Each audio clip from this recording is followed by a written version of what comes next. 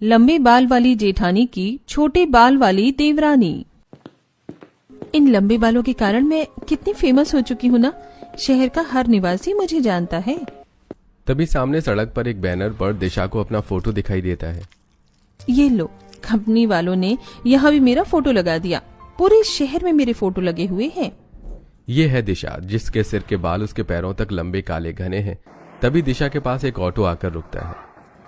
अरे दिशा जी, आप पैदल क्यों जा रही हो? चलिए मैं आपको छोड़ देता हूँ। अरे नहीं नहीं, मैं चली जाऊंगी।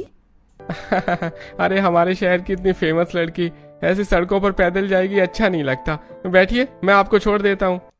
लंबे बालों के चलते दिशा हर जगह फेमस थी। थोड़े समय बाद दिशा एक बड़े से घर में आती है, जहां उसके सास ससुर नीलिमा सुरेश, दो देवर राहुल नीलेश, नंद साक्षी और पति विनय ये सब लिविंग हॉल में बैठे थे।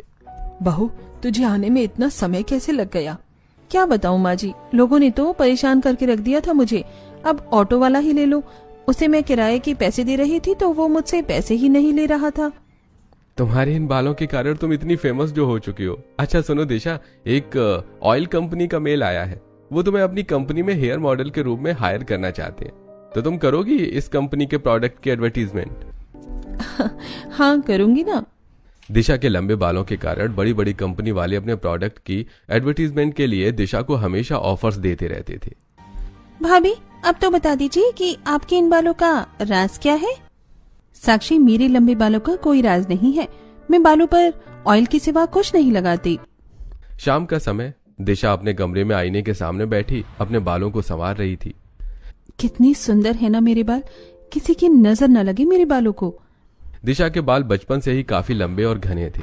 कुछ दिन बाद नीलिमा के घर उसकी बचपन की सहेली मेनका आती है। मेनका और नीलिमा दोनों सोफे पर बैठे बातें कर रही थी। तभी दिशा दोनों को चाय नाश्ता लाकर देती है।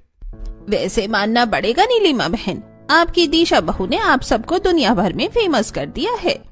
सही कहा तूने मेनका। सोच रही हूँ कि अब मैं राहुल की भी शादी करवा दूं। क्या तेरी नजर में है कोई लड़की?